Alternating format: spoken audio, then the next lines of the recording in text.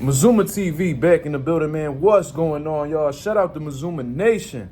Shout out to the Mazuma Mob. We in the building as always, man. I hope everybody's having a blessed, beautiful, positive, productive day. I'm back at y'all with some more boxing talk. This is something that I wanted to get into because I just received news that Jake Paul has officially announced his opponent. His opponent's name is Ryan Bourland, also known as the Rhino. 17-2 with 6 knockouts, I believe, have been stopped once. And this is Jake Paul's next opponent. So this dude has over 19 fights. You know what I mean? I think he has double the experience that Jake Paul has. And Jake Paul is continuously, I think his new route is fighting professional fighters. You know what I mean? Fighting pros. And I think he's trying to remove the stigma of him facing old, washed up, semi-retired MMA fighters.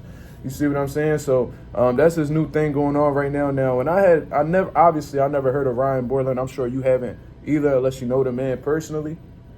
So I checked through his record and stuff like that. And when I had read an article, it said that he had won the Golden Gloves before. So he has some sort of experience as an amateur as well.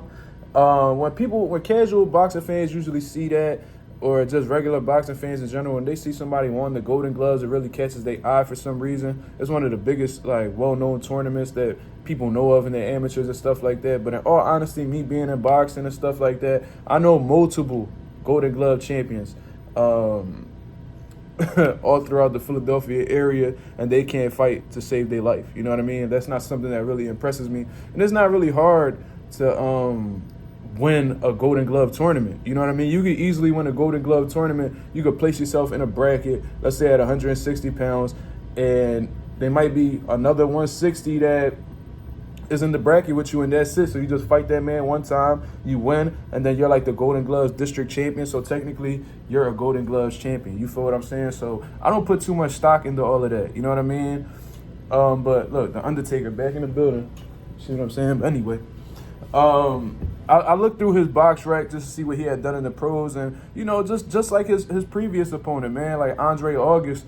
There's a lot of guys with like blown up records and stuff like that. But what stood out to me more than anything was his age and his inactivity. You know what I'm saying? I think at this point in time, Ryan Bourland is around 35 to 36 years old, because in his last bout, one of his last bouts, I believe he was 34.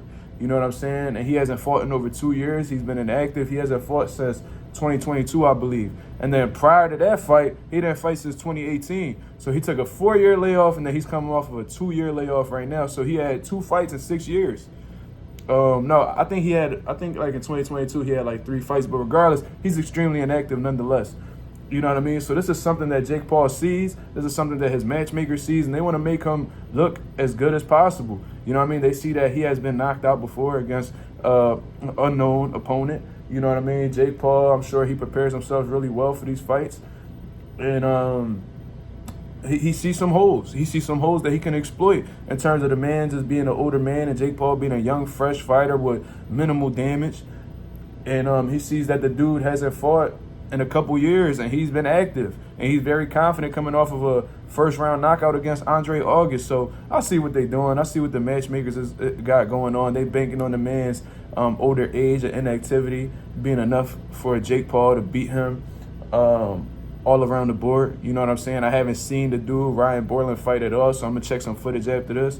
But I'm assuming that he can't be that dangerous. You know what I mean? This is the second real professional fighter that Jake Paul has faced, so I'm sure he's taking all the precautions necessary to make sure that he's not taking a fight that he may very well possibly lose, especially in devastating fashion. I mean, there's a lot of money on the line. And shout out to Jake Paul, man, humble enough to bring himself down to a co-main event to let Amanda Serrano shine, somebody that I believe he manages.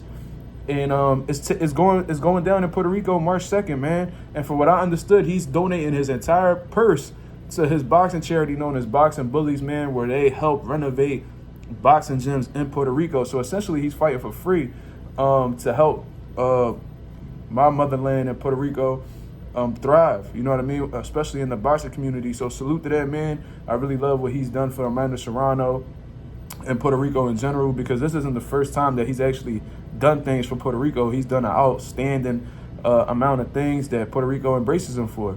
But nonetheless, man, he's fighting Ryan Bourland, man. I'm going to check out some footage on him and see exactly what he brings to the table. But considering the fact that he is in his late 30s, where boxers typically seem to decline, and he's extremely inactive as well, ring rust, inactivity kills at the end of the day.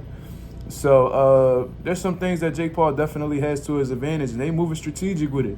You know what I mean? His intention is to be a world champion for what he says. So he's taking a guy with a solid record that's essentially unproven. That's what he did with Andre August, and this isn't anything different with Ryan Bourland. But it isn't discrediting the man at all. At the end of the day, he's fighting a professional fighter, and I support it 1,000%. Hopefully he continues to fight better opposition from there. But that's my whole take on the situation, man. Y'all let me know what y'all think about this Jake Paul situation and who he's fighting. I'm out of here, man. Peace.